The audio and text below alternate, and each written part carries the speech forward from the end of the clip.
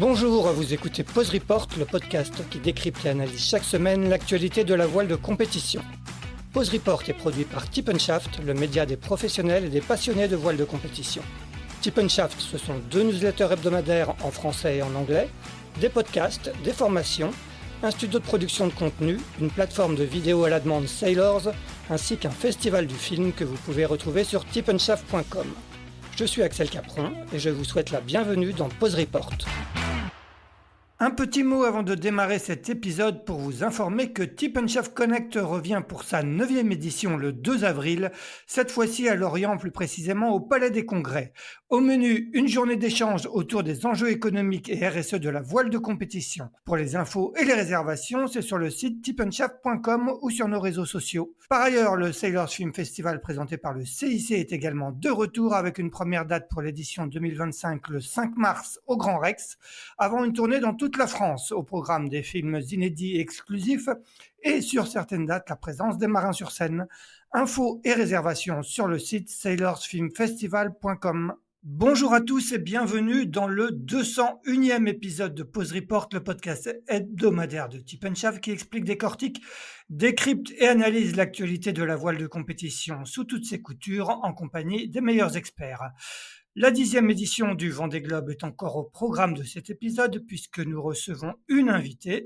Elle est suisse, elle a terminé 8e de son premier Vendée Globe il y a maintenant un peu plus de 3 semaines. Vous l'aurez reconnu, il s'agit de Justine Métros, skippeuse de Teamwork Team 9, qu'on remercie au passage d'avoir pris un peu de temps pendant ses vacances bien méritées pour répondre à notre invitation. Salut Justine. Salut. Justine, un petit rappel avant d'échanger avec toi sur ce Vendée Globe. Tu as donc disputé ton tout premier Vendée Globe à la barre de l'ancien Charal de Jérémy Bayou, plan VPLP mis à l'eau à l'été 2018 que tu avais fait évoluer depuis que tu en avais pris les commandes en 2022 avec notamment de nouveaux foils. Une course autour du monde au cours de laquelle tu auras fait preuve d'une remarquable régularité puisque en refaisant ta trace sur la carto, j'ai remarqué que tu en as quasiment navigué tout le temps autour de la 10e place pour finalement terminer 8e le 25 janvier à 14h38 après exactement 76 jours de mer et 1 heure. Tu termines première flamme de ce Vendée Globe, promis on ne le redira plus au cours de cet épisode parce que je pense que tu estimes ça complètement symbolique, mais également première étrangère et premier bateau de génération antérieure au foiler construit entre 2021 et 2024, ce qui est une sacrée performance. Écoute Justine, déjà première question toute simple, plus de 3 semaines après ton arrivée, comment vas-tu, comment te sens-tu ? Oui, depuis l'arrivée du Vendée Globe, écoute, je me sens plutôt bien, en tout cas physiquement, etc. Après, voilà, je sens qu'il y a encore de la fatigue, que j'ai pas encore eu beaucoup le temps de d'atterrir, mais voilà, là, j'ai pu rentrer en Suisse hier, donc ça va permettre un peu plus de décompresser et de pouvoir commencer à récupérer un peu plus sérieusement. Ouais. De quoi elles ont été faites ces 3 semaines suivant ton arrivée au Vendée Globe? Beaucoup d'obligations médiatiques et quel a été un peu ton programme au cours de ces 3 semaines? Oui, bah il y a eu un peu de médias au début, 2, 3 jours au sable. Après, je suis allée 2 jours à Paris. Puis après, j'ai pu finalement rentrer chez moi en Bretagne.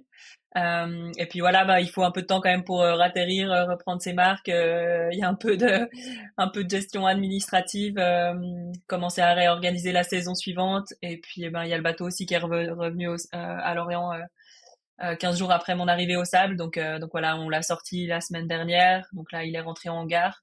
Et puis on a pris le temps aussi avec mon équipe de bien prendre le temps de débriefer sur la technique, de bien faire les job lists pour voilà bien remettre en route la saison 2025. Ouais, justement, le débriefing avec l'équipe, il vient assez vite. C'est important de le faire un peu à chaud. Bah, c'est important de le faire à chaud, mais pas trop tôt non plus. Voilà, il faut quand même déjà avoir eu le temps de que tout le monde ait pu déjà faire un bon tour du bateau.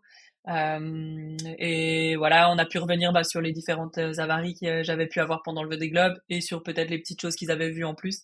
L'idée c'était vraiment d'être sûr d'avoir une job list la plus complète possible avant d'attaquer le chantier d'hiver. Et puis aussi de prendre le temps avec chaque spécialiste. Ça permet voilà d'aller au fond des choses, qu'ils comprennent pourquoi certains problèmes sont arrivés. Voilà, d'être sûr qu'on soit même sur la même longueur d'onde, voilà, pour pouvoir mieux préparer la suite. Comme je le disais en introduction, tu disputais donc ton premier Vendée Globe. Est-ce que cette première a été conforme à ce que tu attendais? Et explique-nous un peu ce que tu as découvert pendant ces 76 jours en mer. Oui, je dirais que globalement, ça a été conforme à ce que j'attendais. Je pense qu'il n'y a pas eu de grosses surprises pour moi. Je pense aussi parce que voilà, j'avais eu déjà la chance de faire le parcours en équipage, donc ça enlevait pas mal d'inconnus. Et puis, bon, ce qui a été peut-être différent, c'est que je pense qu'on avait vraiment une remontée de l'Atlantique pas très simple avec le groupe avec lequel je naviguais. Donc voilà, des conditions sur la remontée plus exigeantes que ce à quoi je m'attendais. Ouais, on va refaire avec toi, si tu veux bien, le film de ce Vendée Globe. Avant, une autre question. Avant le départ, j'avais lu une interview de toi où tu te posais la question de savoir comment tu allais supporter le fait de passer environ 80 jours seul en mer, ce qui était une première pour toi. Quelle est aujourd'hui la réponse à cette question? Je dirais que globalement, je l'ai plutôt bien vécu. C'est vrai que c'est pas quelque chose qui m'inquiétait trop parce que dans mon expérience au solitaire ou même au quotidien, j'ai l'impression de pas trop avoir de problème avec la solitude. Donc effectivement, ça s'est plutôt bien passé. C'est vrai qu'au final, sur le Vendée Globe, on est aussi quand même pas mal connecté. Donc voilà, j'ai sûrement plus échangé avec la Terre aussi que ce que je fais normalement sur des courses plus courtes et plus intenses. Donc voilà, ça a permis aussi de d'avoir pas l'impression d'être complètement isolé.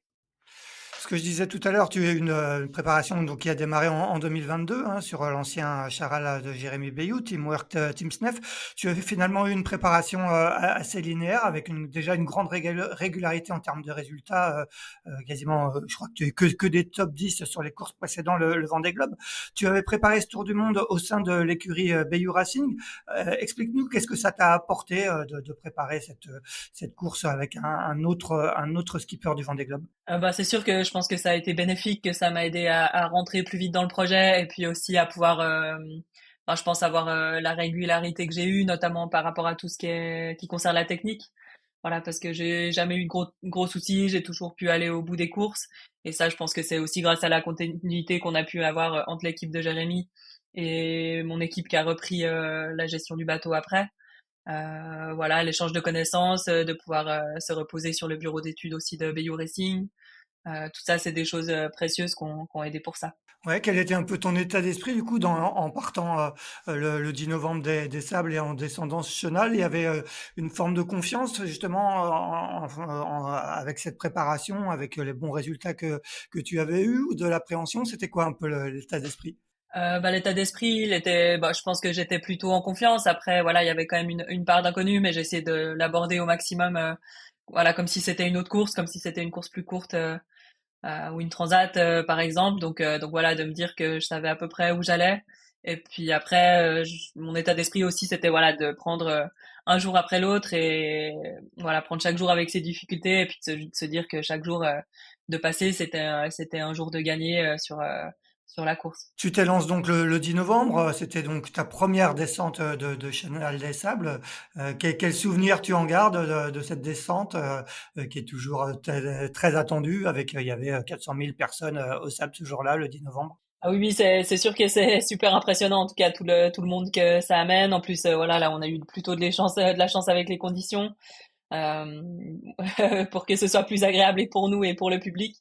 Donc c'était top, mais ouais, je pense que je me souviens presque mieux de l'arrivée déjà parce que c'est plus près, mais aussi même quand on sort du chenal, je pense on commence déjà à se mettre un petit peu dans notre bulle.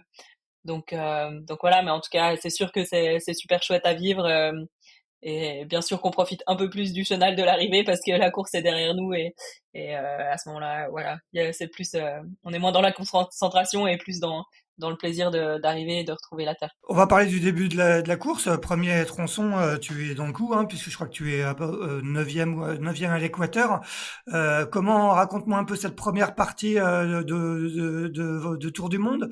Ça a été une descente de l'Atlantique un peu compliquée. Hein. Vous avez une grosse bulle sur votre route, mais par contre, tu étais dans le match. Comment tu t'es senti sur cette première partie de course? Oui, sur cette première partie de course, je dirais que je me suis sentie vraiment bien. Voilà, je prends un bon départ, j'arrive à être tout de suite dans le coup. Et puis, ouais, il y a pas mal d'incertitudes sur la météo, mais que j'ai l'impression d'avoir plutôt bien géré. Et puis les conditions sur la descente de l'Atlantique sont quand même relativement clémentes. Donc c'est vrai qu'on a eu de la chance. Ça a permis de se mettre dans la course de manière plutôt plutôt tranquille. Mais ouais, j'étais plutôt contente, en tout cas sur tout le début de course, de ma manière d'avoir géré et le bateau et la stratégie en général, même si voilà, on fait jamais tout juste, mais en tout cas c'était intéressant, il y avait du jeu et c'est ça qu'on va chercher aussi. Ouais, justement, à quel moment on prend conscience que là, finalement, ce début de course, c'est une transat un peu comme vous avez l'habitude de faire sur la Jacques Vabre ou sur la route du Rhum.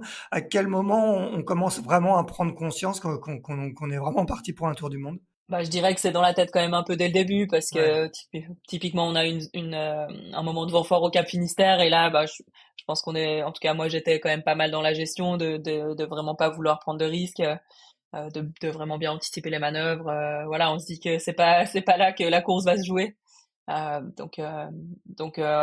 il y a le côté préservation du matériel dans la durée qui est quand même ouais en tout cas que moi j'ai rapidement en tête. ouais, ouais, c'était vraiment une préoccupation en haut de la pile. Est-ce que c'était une consigne de l'équipe ou c'était toi qui t'étais fixé ça comme ligne de conduite de ne pas prendre trop de risques dès le début? Ben, je pense que voilà, c'est plus moi dans la manière de gérer la course sur la durée.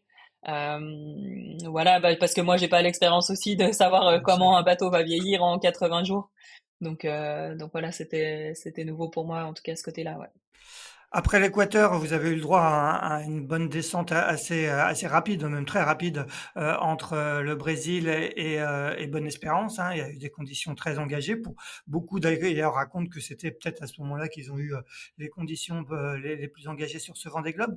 Comment s'est passé toi ce bord sur un bateau qui est pas réputé pour être le plus confortable de la flotte? Mm. Ben oui, ben malheureusement moi ce bord je le rate parce que au début du renforcement du vent, c'est là que j'ai mes soucis de J0 donc qui se déchire et que après je finis par le perdre complètement. Donc voilà, ça me fait rater ce train donc j'ai eu que le début de la pression. Euh, donc euh, donc voilà, pour moi c'est plutôt la gestion de cette avarie-là, de se remettre en route, de repartir avec le paquet qui était un peu derrière. Et puis je pense que à ce moment-là, ça m'a aidé mon expérience sur l'Ocean Race où on avait vu que dans le sud, il pouvait y avoir des gros écarts qui se font et qui se défont. Donc voilà, je me dis que bah, j'ai perdu le groupe en queue duquel j'étais, mais que voilà, la route est encore très longue et puis qu'il faut se concentrer sur la suite. Qu'est-ce qui s'est passé exactement avec ton J0 à ce moment-là?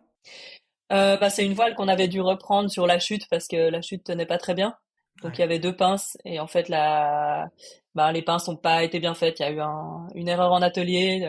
Donc euh, donc voilà, la première pince est ouverte, j'ai réparé, j'ai checké la deuxième, mais la voile était roulée donc j'y avais pas vraiment accès. Et je pensais que ça tiendrait vu qu'elle était quand même plus basse, moins exposée. Et en fait, une fois que j'ai renvoyé la voile après la réparation dans la nuit suivante, c'est la deuxième pince qui s'est ouverte et à ce moment-là, voilà, la pince sur la chute a lâché, la, la voile s'est ouverte jusqu'au guindon et après c'est le guindon qui s'est complètement ouvert. Moi, je dormais à ce moment-là, donc ça s'est fait, je pense, en un quart d'heure, 20 minutes et le temps quand je suis ressortie, ben j'ai vu que la voile s'était complètement déchirée. Donc voilà, c'est ben une petite erreur un peu bête qui avait été faite en atelier. On sait que les voileries, elles sont un peu dans le jus. Souvent sur les derniers mois de préparation au Vendée Globe et voilà bah, malheureusement j'en fais un peu les frais après voilà c'est un sport technique et c'est arrivé et j'en veux pas plus que ça euh, au voilier. Et dans quelle mesure ça t'a impacté pour la suite du Tour du Monde? Bah ça m'a fait surtout perdre du terrain à ce moment-là un peu d'énergie et puis bah c'est surtout les quelques jours à suivre où il y avait vraiment du J0 pendant la semaine suivante où moi j'avais plus cette voile donc ça m'a un peu pénalisé. Mais après, sur les restes de la course, j'ai pas l'impression d'en avoir beaucoup souffert. Dans tout le reste du sud, j'ai pu m'en passer assez facilement. Et puis, il y a juste peut-être quelques moments sur la remontée de l'Atlantique où il aurait pu servir, mais c'était assez marginal et voilà, ça m'a pas vraiment pénalisé. C'est sûr que c'est un petit peu handicapant quand t'as pas la voile qu'il faut. Le J0 qui a une voile assez polyvalente et du coup, ça m'a demandé parfois de faire plus de changements de voile du coup entre le frac et le masthead, donc le très grand Genac qu'on a, qui prend du temps à envoyer, qui est pas facile à manipuler. Donc voilà, juste perdu un peu plus d'énergie et dû faire quelques manœuvres en plus certainement que les copains d'à côté. Est-ce que c'est l'avarie la plus sérieuse entre guillemets qui t'est arrivée sur l'intégralité du Vendée Globe ou raconte-nous un peu si les autres éventuels pépins que tu as eu? Bah, c'était une avarie assez importante. Après, voilà, une fois que j'ai ramassé la voile, de toute manière, c'était assez clair que qu'elle serait pas réparable. Donc, Donc voilà, j'ai pu assez vite passer à autre chose. Avant ça, j'ai eu un souci sur une barre de liaison de safran, de casse de safran. Euh, donc qui s'est abîmé. Ça, c'est un souci qui nous a un peu préoccupé parce que voilà, du coup, j'ai dû laisser le safran en bas, bloqué en bas tout le reste de la course. Et on avait peur qu'en cas de collision, voilà, tout le système de barre et de retenue de safran puisse être endommagé. Et ça n'a pas été le cas au final, ça s'est bien passé, mais voilà, c'était quand même une préoccupation sur la course. Et puis sinon, bah, c'est mes soucis d'aérien qui ont été le plus pénalisants, qui ont été mon plus gros souci, je pense, vu que je perds mes deux aériens à l'entrée du Pacifique, mes deux aériens de tête, dans le gros coup de vent qu'on a sous la Tasmanie. Et puis quand j'installe mes aériens de pont, il y en a un des deux que j'arrive jamais à faire fonctionner correctement. Il fonctionne, mais il me donne des infos qui sont pas du tout correctes, comme si le capteur a été un peu abîmé. Donc voilà, j'ai dû faire toute la fin de la course en n'ayant qu'un aérien d'un côté. Est-ce que, comme d'autres marins, on a reçu la semaine dernière Benjamin Ferré et Tanguy Le Turquet, et Benjamin Ferré expliquait comment il s'était Mm. découvert des talents insoupçonnés de bricoleur. Est-ce que ça a été aussi le cas pour toi? Est-ce que tu as dû beaucoup bricoler? Est-ce que tu as réussi à faire des choses que tu ne t'imaginais pas capable de faire? Bah, disons que en tout cas, ça m'a fait mettre les mains dans pas mal de choses que j'avais pas dû toucher avant parce qu'on n'avait jamais eu de problème. Donc bon, il y a eu ces histoires d'aérien, donc il y a pas mal. On a essayé pas mal de fois d'essayer de trouver des solutions. Donc voilà, bon, refaire des prises, faire un peu d'électronique, etc. Et puis non, bah c'est sûr que typiquement de réparer les voiles tout seul quand tu dois affaler ta voile à l'intérieur, dérouler la partie qui est abîmée, faire ta réparation, réussir à la rerouler à peu près propre, la renvoyer et tout ça, bah c'est sûr que c'est une satisfaction aussi quand t'as pu le faire. Voilà, la réparation que j'avais faite, elle a tenu et c'est plus bas que ça s'est réendommagé. Euh, donc voilà, je dirais pas que je me suis découvert des compétences parce que je pense que le côté technique c'est pas forcément ma force, mais par contre c'est sûr que Ouais. j'ai progressé voilà sur pas mal de domaines en électronique, en composite. Voilà, il y a quelques pièces d'accastillage que j'ai dû changer. Donc voilà, c'est des petites choses que j'avais pas forcément faites avant, qu'on avait essayé d'entraîner pour la plupart. Mais voilà, tu sais que en tout cas quand tu l'as fait une fois en course, bah tu seras mieux à même de régler le problème plus rapidement une prochaine fois et surtout d'être beaucoup plus en confiance dans le cas d'un quelconque souci. Tu l'as dit, cette déchirure de ton code zéro en Atlantique Sud te pénalise parce que tu te laisses distancer par le groupe de tête, là, le groupe des 8-9 bateaux qui étaient devant, qui vont profiter du système dépressionnaire plus longtemps. Qu'est-ce qu'on se dit à ce moment-là? Tu as en partie répondu à la question tout à l'heure, mais comment on arrive à ne pas céder au découragement en se disant, zut, là, j'ai loupé le bon wagon?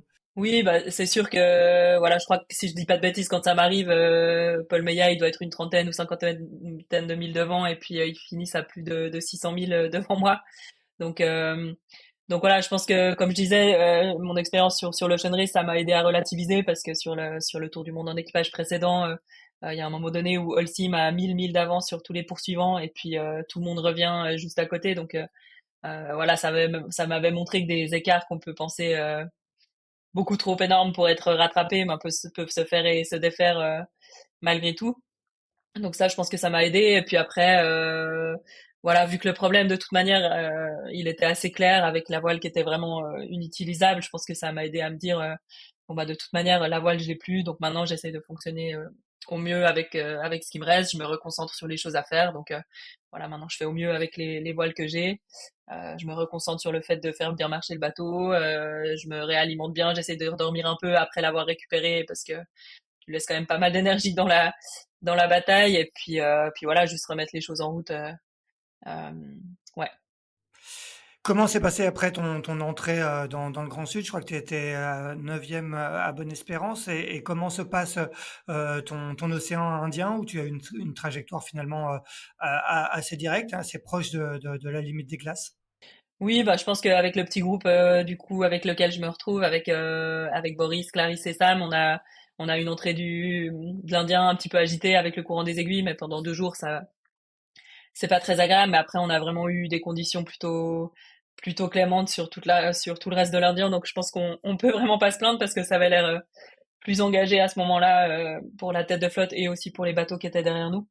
Donc voilà, tout l'Indien, il se passe plutôt bien. Il n'y a pas, voilà, pas de choses spéciales à signaler, quoi. Ouais, j'imagine que tu regardes ce qui se passe devant, notamment l'option assez engagée de Charlie Dalin et Sébastien Simon dans la première grosse dépression australe. Quel est ton regard à ce moment-là sur leur choix? Qu'est-ce que tu te dis en les voyant faire ça? Bah, j'avoue que je regarde pas la situation dans laquelle ils sont en détail. Nous, on est déjà un petit peu derrière, pas dans les mêmes systèmes. Donc à ce moment-là, je regarde pas vraiment l'avant de la course. Je me concentre plus sur, voilà, sur ma propre trajectoire.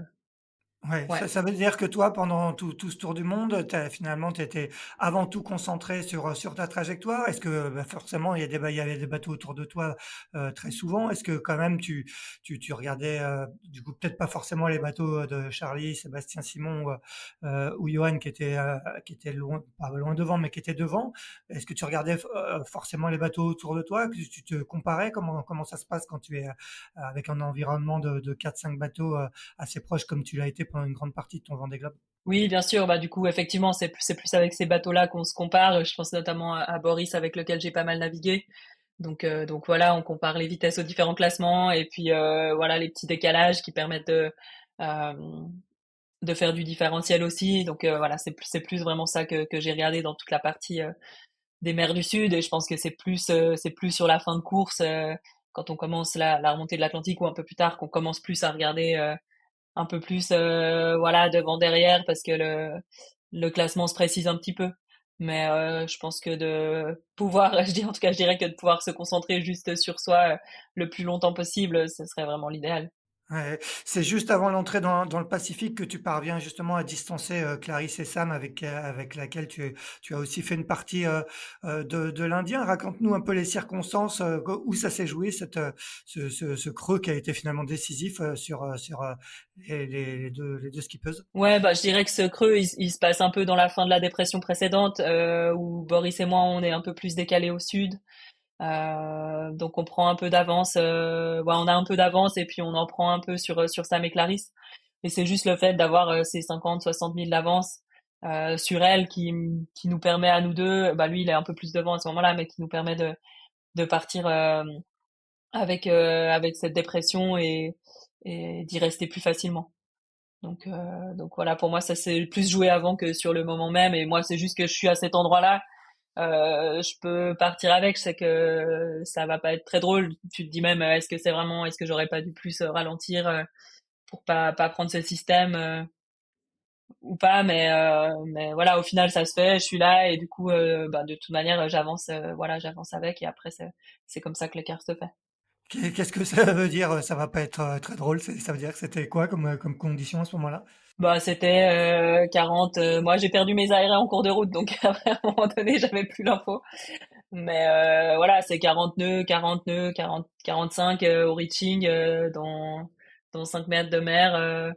Voilà, ouais, à peu près 95 degrés du réel. Donc voilà, c'est des angles qu'on essaierait, si possible, d'éviter de faire avec nos bateaux dans ces conditions, parce que voilà, parce que le bateau il accélère, que ça, voilà, ça peut taper fort dans les vagues et que c'est pas facile de ralentir et d'essayer de préserver le bateau. Tu peux nous détailler, nous préciser ce que ça veut dire la vie à bord dans ces conditions? Est-ce que t'es dans ton baquet, tu bouges plus, t'attends que ça se passe, quoi? Comment c'est exactement? Bah, c'est vrai que voilà, là, ça a duré à peu près 3 jours. Donc je suis sous trois riz, voilà, je finis sous trois riz et tourmentin et c'est encore trop de toile. Donc Ouais.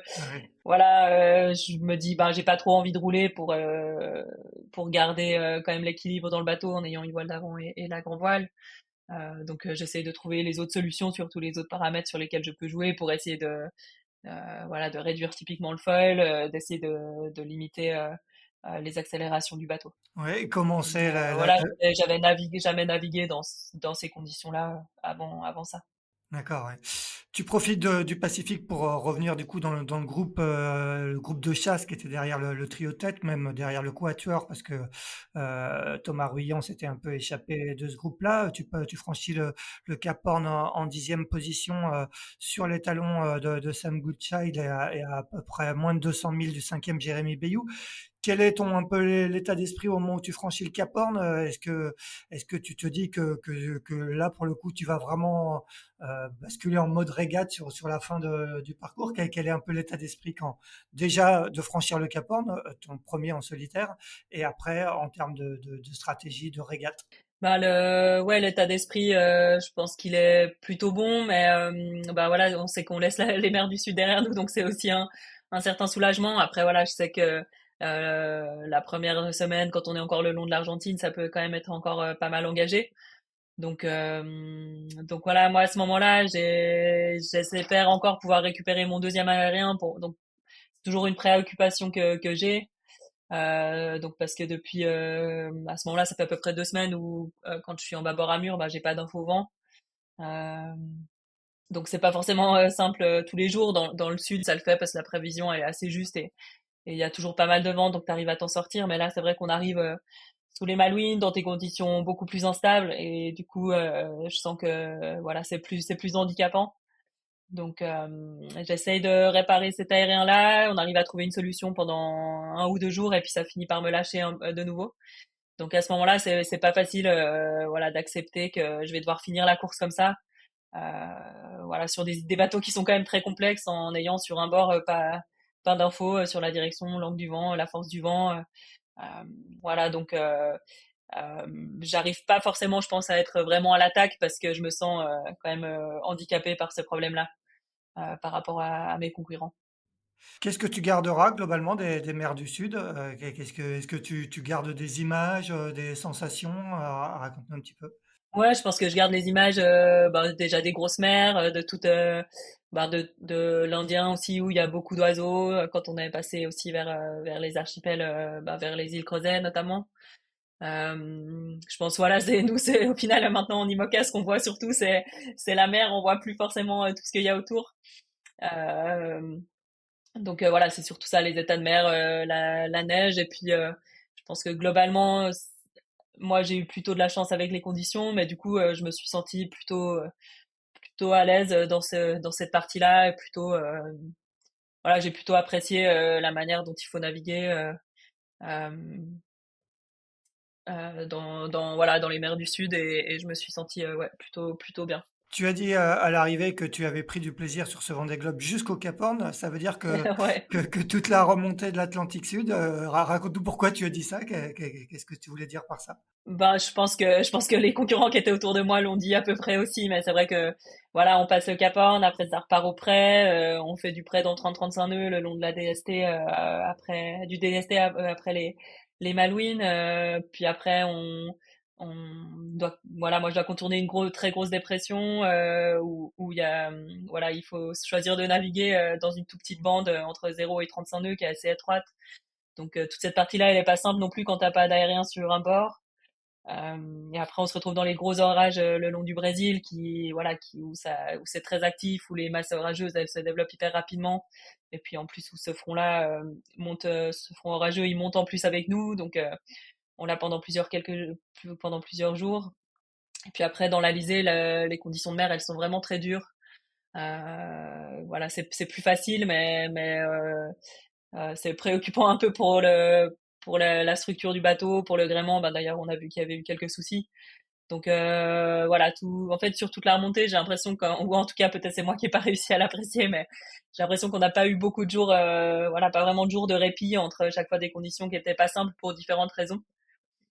Donc voilà, je pense que c'est pour ça que ça a été ouais un peu compliqué la fin de course, plus voilà après la fin dans l'Atlantique Nord avec des conditions encore très dures. Donc voilà, j'ai pas l'impression d'avoir eu 24 heures d'affilée où on pouvait juste souffler un peu, aller bien checker le bateau et, euh, et apprécier voilà et apprécier la navigation. Peut-être que c'est aussi dû parce que voilà, on commence à se rapprocher de la fin et que les bateaux commencent à fatiguer aussi et puis qu'on commence à stresser un peu aussi du fait de pouvoir terminer la course avec un bateau en bon état vu les conditions aussi sur toute la remontée qui sont vraiment dures pour les bateaux. Ouais, ouais. Tu franchis l'équateur en neuvième position. Tu sais à ce moment-là que je crois que c'est à ce moment-là, en tout cas Thomas est handicapé depuis le début parce qu'il a plus de J2. Boris commence à avoir lui aussi des problèmes. Je crois qu'il monte dans le mât. Après, il casse son foil. À ce moment-là, tu te fixes quoi comme objectif de résultat sur la fin? Tu te dis qu'il y a moyen de jouer jusqu'où? Bon, je me dis qu'il y a moyen de jouer. Après, moi, je suis handicapée aussi pour le portant fort parce que je peux plus utiliser ma mule. Oui. Donc ma toute petite voile de portant. Donc voilà, je sais que ça va pas être facile pour la fin de course vu les conditions qui s'annoncent. Que sûrement Thomas, il a un bateau qui est un peu plus facile aussi dans ces conditions-là. Mais à ce moment-là, je me dis que voilà, déjà pour faire un résultat, il faut terminer la course. Donc voilà, j'essaie de vraiment me concentrer là-dessus, faire les choses bien, bien anticiper les manœuvres, bien voilà, bien faire attention à ce qu'il n'y ait pas de gros soucis si possible sur la fin de la course. Et tu regardes au niveau du positionnement des places, tu regardes jusqu'où? Tu regardes jusqu'au quatrième qui est Jérémy. Tu te dis, est-ce qu'il y a moyen d'aller chercher une quatrième place au mieux ou tu te poses pas trop ce genre de questions? Ouais, bah à ce moment-là, je me dis qu'ils ont quand même un peu d'avance. Je pense que pour moi, ouais, la dernière partie où j'ai pu vraiment jouer, c'est sur la remontée, voilà, plus du milieu de l'Atlantique, en me décalant un peu plus à l'est que ce qu'avaient fait Boris et Thomas dans les alizés, ce qui est plutôt payant. Mais voilà, après, je pense que sur la fin de course, vu les conditions qui s'annoncent, je repasse un peu plus dans un mode peut-être un peu plus conservatif et plus dans la préservation aussi, voilà, du bateau, parce qu'au final, on se retrouve à naviguer dans les conditions presque les pires, en tout cas que moi j'ai eu sur le Tour du Monde. Ouais. Et avec un bateau à ce moment-là qui a 70 jours dans les pattes, donc qui a plus la même fraîcheur qu'au début. Voilà, ouais, on entend que la structure, elle est plus forcément aussi saine qu'au départ, que les bouts commencent à s'user, que l'accastillage a commencé à avoir des petits soucis à droite à gauche. Donc voilà, c'est sûr que cette partie de course, en tout cas, moi, je l'aborde pas très très sereinement, mais voilà, plus dans l'idée d'essayer d'être sûr d'aller à l'arrivée et pas d'avoir un problème 2 jours avant d'arriver et qui remettrait en question toute la course, tout le temps passé avant en mer et tous les efforts fournis avant aussi. Ouais, parce que tu le dis bien, hein, vous terminez avec deux grosses dépressions, une à l'est des Açores et l'autre au Cap Finistère. Hein. Je crois que vous avez des grosses conditions Oui, au passage du Cap Finistère. Raconte-nous, oui. ça ressemblait à quoi? Et dans ce cas-là, j'imagine que la part de stress, elle est quand même importante si près de l'arrivée avec la peur de casser dont tu parlais bien. Oui, bah oui, du coup, nous on arrive au Cap Finistère juste au moment où la dépression elle arrive justement fort sur les côtes et du coup ouais, bah, je pense qu'on passe Finistère dans 35-40 nœuds de vent au portant, donc voilà, il faut aussi empanner à ce moment-là ou choisir de virer, mais euh, donc voilà, c'est pas les plus conditions en tout cas avec lesquelles tu préférerais atterrir sur les côtes espagnoles et bretonnes. Mais, ouais. Et à ce moment-là, là, j'imagine que tu as quand même un coup d'œil sur le classement et notamment dans ton rétroviseur avec Sam Goodchild qui te talonne. Comment tu réussis à garder cette huitième place? Il a fallu se battre jusqu'au bout. Raconte-nous un peu ces derniers milles, ces dernières heures de course. Oui, bah effectivement, il a fallu se battre jusqu'au bout. Ça n'a pas été simple. Voilà, moi je déchire ma grand voile aussi. Bah, c'est moi qui fais une erreur dans un des derniers empannages. Euh, donc un des derniers empannages très vantés qu'on a avant de se rapprocher des côtes. Voilà, et Sam, effectivement, il a pas l'air d'être trop handicapé au final par sa grand voile.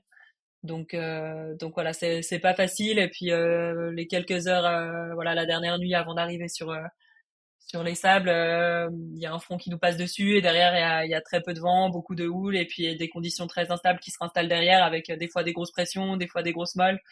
Donc voilà, c'est assez stressant sur la fin de course parce que jusqu'à très peu de temps avant l'arrivée, tu sais pas encore si voilà, moi je me dis quoi, j'ai encore la pression de Sam qui finit quand même pas très très loin derrière moi.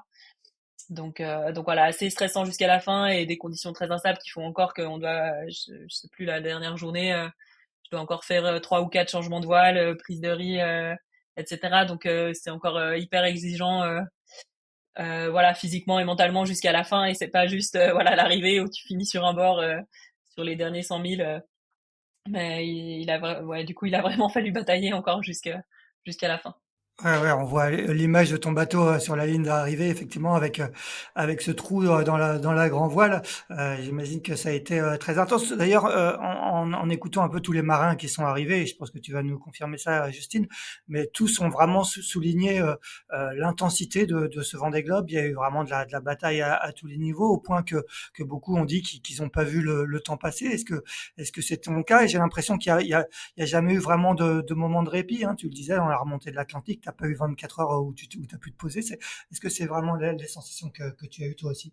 Oui, je pense que c'est ce que j'ai eu. Moi, j'ai trouvé la remontée de l'Atlantique assez dure, donc j'ai peut-être plus vu le temps passer. Mais sinon, c'est vrai que tout le début de course jusqu'au Horn, j'ai l'impression que bien sûr sur le moment, tu sais que ça dure une certaine durée, mais là, j'ai l'impression que c'est passé assez vite. Euh, mais ouais, c'est chouette en tout cas d'avoir vu qu'il y ait eu du jeu, voilà, à tous les niveaux de la course, un peu tout le long, que c'est pas forcément parti par devant, mais il y a plein de fois où ça a recollé aussi et ça fait, ouais, au final, je pense que ça a fait vraiment une belle course et que le public a pu apprécier aussi, plus que d'autres fois où, mais ça tient aussi à la météo, plus que d'autres fois où il se passe un petit peu moins de choses. Voilà, là, j'ai eu l'impression en tout cas qu'il y a eu beaucoup de matchs et c'était plaisant à vivre et je pense à regarder, ouais. Et quel a été le sentiment en franchissant la ligne et après en remontant le chenal? Je pense que le premier premier sentiment, c'est bien sûr le soulagement, voilà, de se dire que qu'on est arrivé, qu'on a passé la ligne et que qu'on a toujours un mât et un bateau à peu près en état correct. Euh, donc voilà, déjà le soulagement, puis après la suite, ben, c'est bien sûr le plaisir de retrouver l'équipe qui est toujours voilà le premier Zodiac à venir nous accueillir et puis les premières personnes à monter à bord. Donc voilà, il y avait la plupart de mon équipe technique, mes deux sœurs qui étaient venues avec eux. Donc c'est ça, et c'est vrai que pour moi ça s'est vraiment enchaîné parce que voilà, je passe la ligne d'arrivée et une demi-heure après il faut qu'on rentre dans le chenal pour pouvoir entrer avec la marée. Et donc j'ai pas trop le temps de penser à trop de choses. Voilà, en tout cas ça s'enchaîne vraiment vite pour rentrer dans le chenal et c'est vrai que je m'attendais pas du tout à avoir autant de monde et à cet accueil-là. Donc voilà, c'était chouette de pouvoir vivre ça aussi. Je le disais tout en introduction, alors tu termines première femme, on a compris que pour toi c'était symbolique, première, mais surtout tu termines avec le premier bateau de génération précédente. Et je sais pas s'il y avait un match dans le match pour vous, mais est-ce que c'est quelque part il y a un peu de fierté? Comment tu as ressenti ça? Est-ce que c'était quelque chose qui te trottait dans la tête? Est-ce que est-ce que ce classement officieux il existait pour toi? Bah, je pense que et Sam Gouchal et moi, qui sommes normalement les deux bateaux de cette génération-là à se tirer Exactement. la bourre, on se regardait un peu, mais voilà, Sam, il a quand même toujours terminé, je crois, devant moi. Il était devant moi aussi s'il n'avait pas eu ses soucis de grand voile. Donc et il finit très proche de moi aussi. Donc voilà, j'ai pas de fierté particulière à ça. C'est vrai que en regardant les classements, c'est vrai que j'étais étonnée au final du peu d'étrangers en proportion qu'on est toujours. Donc, euh, donc voilà, c'est plus c'est un symbolique là, si ça montre plus à d'autres skippers étrangers que voilà, c'est possible de venir sur le Vendée Globe, que ça inspire. Euh, c'est plutôt ça, je dirais, qui est chouette parce que la diversité, elle est toujours riche et intéressante. Donc voilà, mais pour moi, c'est aussi quelque chose de symbolique et, euh, et voilà, il n'y a pas de classement non plus particulier pour ça, ouais. Quelle conclusion technique tu as tirée de ce Vendée Globe avec ton bateau? Est-ce que ce bateau, il a répondu à tes attentes? Est-ce que vous aviez, comme je l'ai dit tout à l'heure, beaucoup optimisé ce bateau depuis que tu l'avais pris en main? Est-ce que les choix que vous avez faits ont été pertinents? Quel est un peu ton regard final sur ce Vendée Globe d'un point de vue un peu plus technique? Oui, bah, je dirais que mon regard, il est positif. C'est vrai que quand on a changé les foils en début d'année 2024, on a vraiment redonné beaucoup de puissance au bateau. Parfois, ben, c'est de la puissance ici qu'il faut gérer dans les différentes conditions. Donc, mais voilà, en tout cas, j'ai l'impression voilà, moi, d'avoir plutôt bien géré la machine telle qu'elle est aujourd'hui. Après, voilà, on sait que c'est du développement sur une machine déjà existante, donc c'est pas forcément l'optimal. Mais en tout cas, oui, je suis contente globalement du travail qu'on a fait avec mon équipe et des développements qu'on a pu apporter. donc du côté des folles et puis aussi en ergonomie pour essayer de rendre la vie à bord un peu plus confortable. Certains sont persuadés, une fois la ligne franchie, qui veulent déjà remettre ça 4 ans plus tard. Est-ce que ça a été ton cas? Est-ce que tu te dis tout de suite, je veux remettre ça en 2028 ou tu as besoin d'attendre un petit peu avant de te décider? Ah bah c'est sûr qu'en tout cas dès que tu poses le pied sur le ponton, on te pose la question et Ouais. c'est pas une question facile à laquelle répondre. Voilà, en tout cas il y a déjà le Vendée Globe qui vient de se passer qu'il faut clôturer aussi bah je pense dans ma tête. Et puis moi bah voilà j'avais pas forcément de perspective pour la suite avec mes partenaires vu que le projet était censé s'arrêter à la fin 2025. Donc voilà, pour l'instant, voilà, je réétudie les possibilités. Et puis, je pense que, en effet, en ayant fait un premier Vendée Globe, ça donne envie de pouvoir y retourner pour essayer de mieux faire, pour essayer d'améliorer aussi ben, les choses avec mon équipe qu'on a vu qu'on aurait pu peut-être préparer un petit peu mieux. Euh, et puis moi aussi, ben de pouvoir peut-être repartir en sachant mieux où je mets les pieds et en pouvant aussi essayer de continuer à m'améliorer sur pas mal de paramètres. Mais voilà, c'est des projets qui mettent vraiment du temps à monter. C'est des projets qui sont engageants aussi. Donc voilà, pour l'instant, c'est vraiment en phase de réflexion et on verra si ça peut se faire, comment ou pas. Donc voilà, pour l'instant, j'ai pas de réponse beaucoup plus précise. Ouais, ouais. Comme je disais tout à l'heure en intro, tu es quand même d'une remarquable régularité. Alors déjà, tu l'as été pendant tout le Vendée Globe, parce que comme je disais, tu étais tout le temps autour de la place de 10 pour terminer huitième. Tu l'avais été en préparation, hein. J'ai sous les yeux tes résultats. Septième de la Route du Rhum en 2022. Tu fais sixième de la Transat Jacques Vabre, huitième de la New York Vendée, septième de The Transat CIC. Euh, D'où tu tiens cette régularité? Est-ce qu'il y a une patte Justine Métro? On a l'impression que c'est, sans faire de mauvais jeux de mots que certains ont fait, certains parlent de Justine Métronome. On a l'impression que c'est vraiment un peu la patte Justine d'être très très très régulière. Qu'est-ce que tu en penses? Oui, bah, je dirais que cette régularité, elle est due bah, déjà à la technique parce que j'ai pas eu de gros soucis sur toute ma préparation. Donc ça, c'est aussi grâce à mon équipe. Et puis après, bah, ça montre du coup que j'ai pas fait de grosses erreurs moi en stratégie ou en gestion du bateau sur les courses. Donc euh, donc voilà, c'est plutôt positif. Après voilà, bah, je me dis que maintenant il faut réussir aussi à aller grappiller les dernières places ou le plus de places possible. Donc voilà, en travaillant sur les différents paramètres pour pouvoir continuer à progresser. La suite immédiate, c'est quand même une saison encore, une saison 2025 avec Teamwork Team Snef, c'est ça? Explique-nous de quoi est faite cette saison 2025. Oui, c'est ça. Donc là, je repars sur la saison IMOCA, donc avec la plupart des courses en double et en équipage. Nous, on fera juste pas le tour de l'Europe. Donc voilà, ça commence normalement début juin avec le trophée Guyadère. Après, on a Fastnet, course des Caps, défi Azimut et puis la Transat Jacques Vabre. Donc je courrai en double avec Xavier Macaire qui sera mon skipper, mon co-skipper cette saison. D'accord. Et la suite, par contre, tu ne sais pas quand, si Teamwork te suit après, tu as de la visibilité sur la suite ou j'imagine tu y travailles? Pour l'instant, voilà, pour l'instant j'y travaille, mais j'ai pas encore de visibilité sur la suite. Ouais. D'accord. Eh bien, Justine, merci beaucoup d'avoir pris un petit peu de ton temps. Profite bien de la Suisse. Tu vas aller skier un petit peu. Les sommets sont enneigés du côté de la Suisse. Bah oui, oui, les sommets sont enneigés. Je vais pas pouvoir y aller tout de suite, mais vendredi, je crois que je peux monter à la montagne. Donc voilà, ça va faire du bien de pouvoir profiter de changer un peu d'air et profiter ouais, de la neige tant qu'il y en a encore. Eh bien, on te félicite en tout cas pour cette belle huitième place. Rendez-vous au mois de juin pour la reprise de la saison. Et ben, quant à nous, on se retrouve mardi prochain pour un 202e épisode de Pause Report. Merci Justine, bonne journée. Merci, salut! Merci d'avoir écouté cet épisode de Pause Report. N'hésitez pas à nous dire ce que vous en pensez en bien ou en mal et n'hésitez pas à le partager. Si vous souhaitez suivre l'actualité de la voile de compétition, je vous encourage à vous abonner à la newsletter de Tip & Shaft, envoyée chaque vendredi à 17h. Pour vous inscrire, ça se passe sur tipandshaft.com. À bientôt!